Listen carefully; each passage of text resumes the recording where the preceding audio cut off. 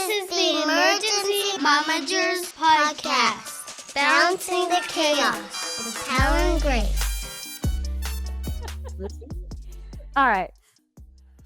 Welcome back, everybody, to Emergency Momagers Behind the Chaos, where we as awesome women, awesome moms, awesome ladies in the workforce talk about our lives, what it means to work in emergency services and emergency management while also managing the chaos of being parents. We hope you enjoyed our first episode, our recap from when we were on Disaster Tough last May, talking about Mother's Day emergency momaging.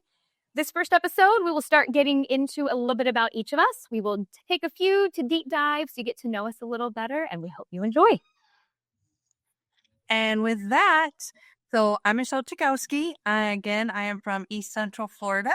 Vanessa, you want to say who you are real quick? Sure. Vanessa Flores, Deputy Director of Emergency Management and single mama of one beautiful, sassy 9-year-old girl. And Corey Smith. I work in organizational resiliency for a tech company, and I'm a mom of 4. They range from 3 all the way to 18. Awesome. Well, as Ashley pointed out, we are going to take the next few podcasts and take the opportunity to get to know each of us a little bit better and see how we manage our own personal and professional chaos in our worlds. So we're going to spotlight Ashley this first go around. And with that, tell us who you are, about your family, your job, and whatever else you want us to know. Awesome. Well, I am Ashley Lauria Golden. My background, what I do is both in emergency services and emergency management. I have 1 toddler tornado kiddo and 2 very furry fur babies. And if I wasn't wearing enough hats, I also teach group fitness occasionally at my gym, because if I'm not doing like 500 things at once, then it doesn't really count, right? So my main background is being a paramedic, and then I got into emergency management from there. And I know we have some more questions to deep dive on that.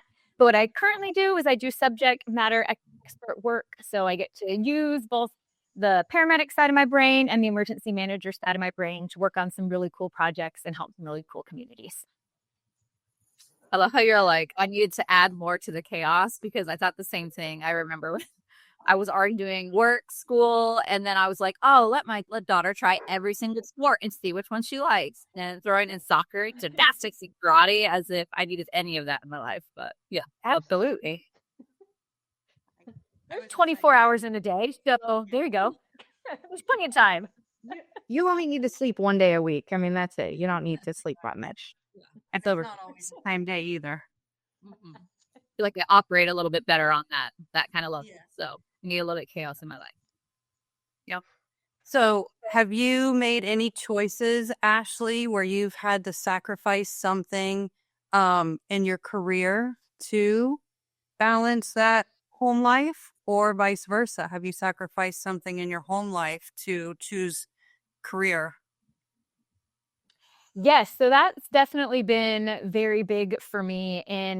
So I found out that I was pregnant with our little guy right before COVID hit. So I had like my first OB appointment, and then like 2 days later, everything shut down.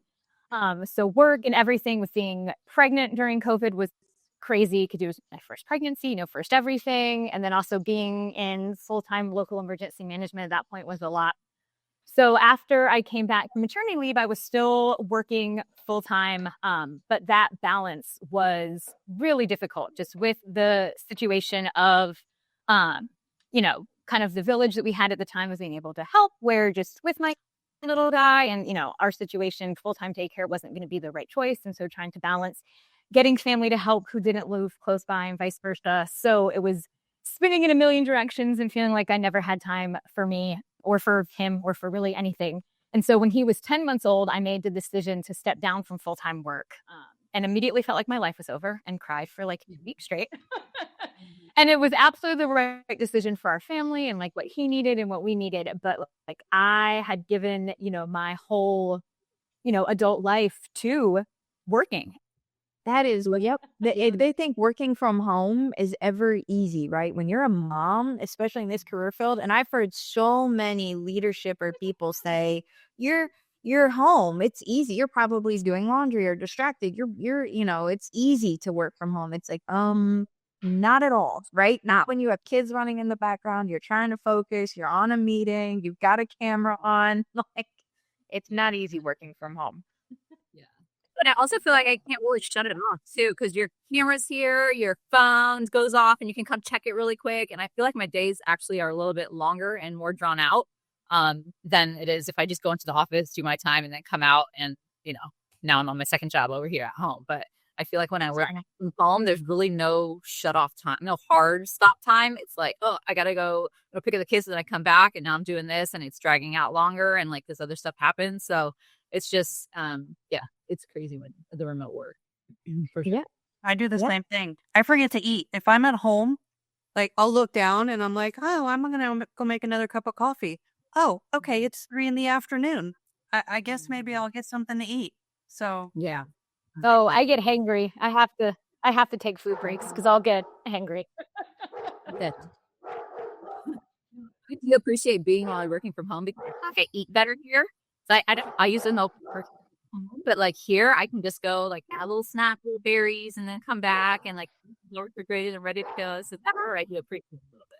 And I hope this fluffy dog that you're talking about, this just gonna Right. Hey, Is that the one talking in the background?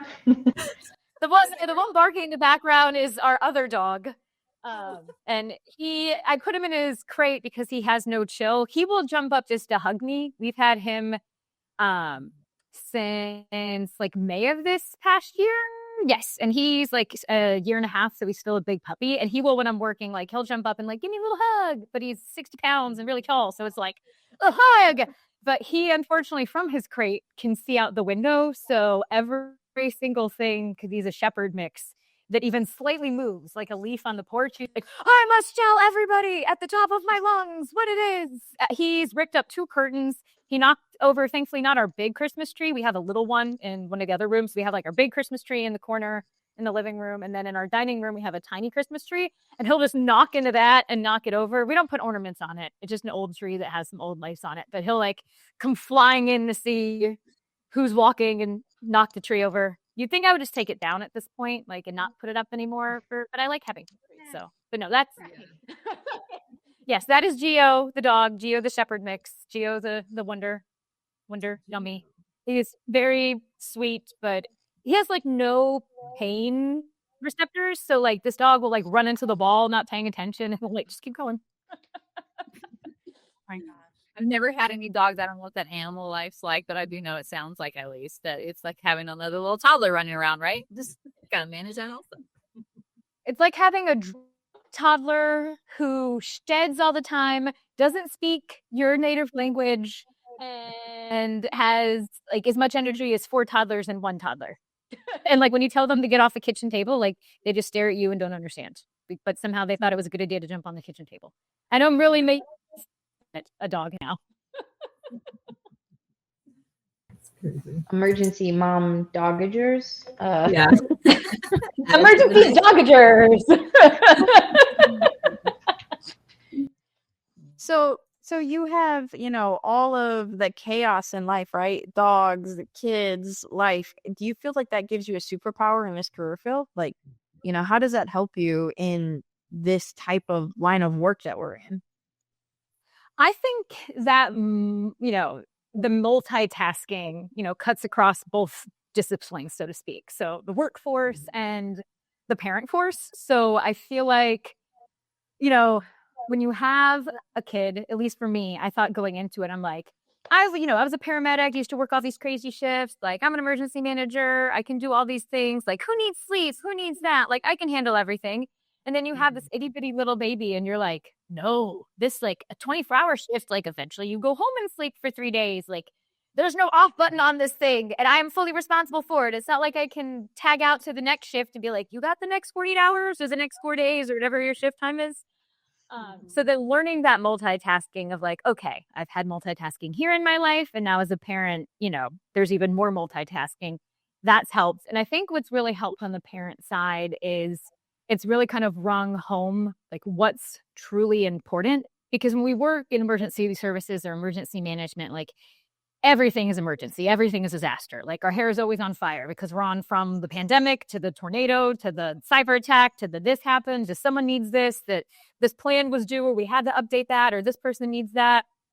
But then, at least for me, after, having my kiddo, you really, for me, it helped to remind me, because work has always been such, a major part of defining my identity, that there are other things in life, and pulling that focus of, okay, like, is this truly an emergency? Like, how are you doing that ordering of your priorities? That's, I think, pulling that from the parent side has really helped. I've been able to see, because I did go through a career change from being, full-time in a field type position to now doing more of the, the background stuff with more of the subject matter expert consulting type stuff. You kind of get to see yourself from that other side of, I know better how to prioritize, and it's still really hard. Like, it's still really hard to pick and choose, and you still want to do all the things and you want to do them at once. But it's really helped me frame more of, the job is always important, but what's going to be the most important for today? And like, yes, all these things need to be getting done, but like, is anything on fire? Is anyone bleeding? Like, is anyone dying? Not okay. Yes. We can. Everything else we can. So you take that like prioritization of, first it was work, work, work. And then when your children come, you're like, oh, wait, I have a different priority now. So you're able to take that and realize, okay, is this really that important? And when you prioritize your work, how are you able to get others to also believe your prioritization? Because if my kid has a soccer game, I'm not missing it, right? But maybe my boss is like, well, I want this deadline. So how do you balance that prioritization of what now you see as the top priority versus work as well, balancing both of those? I feel like it's a lot of boundary setting, because, sometimes you do just have to do the thing your boss says. If you're not willing to go put everything on the line, and depending on your working relationship, like sometimes you can maneuver with, your boss, like, hey, like, I'm not gonna be able to do this today, but this is the day I can have it. Sometimes, like, hey, I can't afford to lose this job if I'm going to buck up. So I'm just going to have to get it done. But it's really helped me realize that you can set boundaries. And I think a lot of times we forget that, because we are in the world where like this thing is attached to us 24/7. Like, someone can always call you. They can always email you. Like, we want that instant gratification of what we want now. But setting that of like, no, I'm entitled to, if I put in PTO and we have this rule on PTO, like, I can take it like this, unless it's, if we're not under emergency rules with some kind of activation or state of emergency, like, I have PTO, I can take it. I can take this time. Or like, I block up on my calendar. Again, we're not under emergency rules apply. Like, you're not Hunger Games yet. We're not there.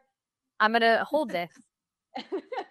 And it's hard because when we're top performers and we love our job and we love what we do and we love helping people, we want to do all the things all the time, but we can't. I've said it before, and it's one of my, favorite quotes of this motherhood season. Is like, you can have it all, but not at once. I did not come up with it. I took it from someone else who's also a working mom, but you can't be there like 110% for your family and 110% at your job all at immediately the same time. Like, it has to be an ebb and flow.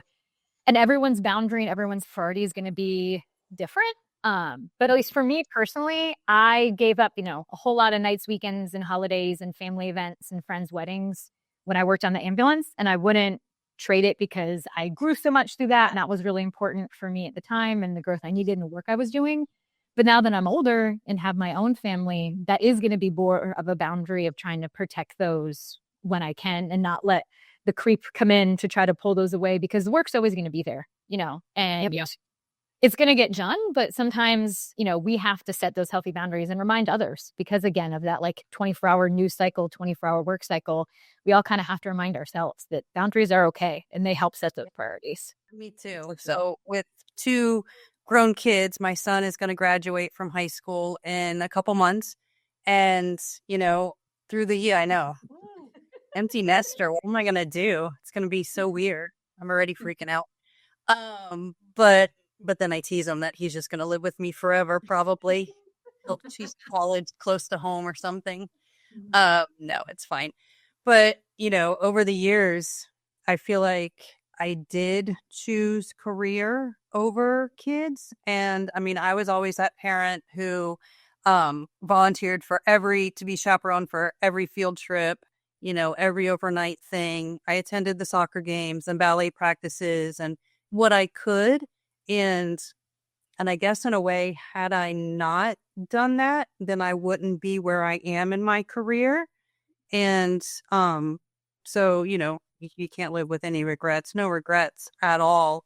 But I am teaching myself now to start saying no and setting those boundaries, because now I'm at the point where, and it might be getting older as well, where I'm like, you know what?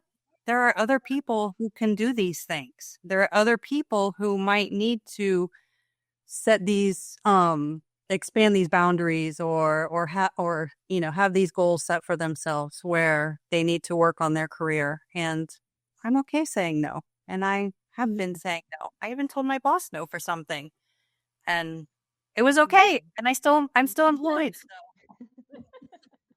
Yeah, that's what's the saying, right? If you are the superstar, you just get more work. Exactly. The top performers just keep getting. Yeah. If she answers her phone on the weekend, then I know I can call her at 9:00 on a Tuesday night too, because she's probably going to answer. Oh, look, she did answer. So now let me make this deadline. Here you go on Friday afternoon. It's due Monday morning. Nope. I'm still working on that. I haven't really gotten to that point. That's why I'm like, God, Ashley, I love that you said that, because I'm like, everything's resonating right now. I'm like, I should really do that. But like, I don't know. I was just raised with this work ethic of like a very strong work ethic from my mother and my father. And then being in the military, and having the phone and the responsibility of like, you are always on call no matter what, not just because I'm an emergency manager, but because you're signing the document, signing on that dotted line, right? And then, on top of that, now being an emergency manager and then getting that phone and having it for so long, right? No matter what job you go to, it's like, first thing the issue is that phone. Now you have the direct line of contact. And it's just, I don't know, it just kind of has something ingrained in me. So like, the text goes off. It's like, where's my work phone? Like, I got to grab that, got to answer it. What was that email that just came through?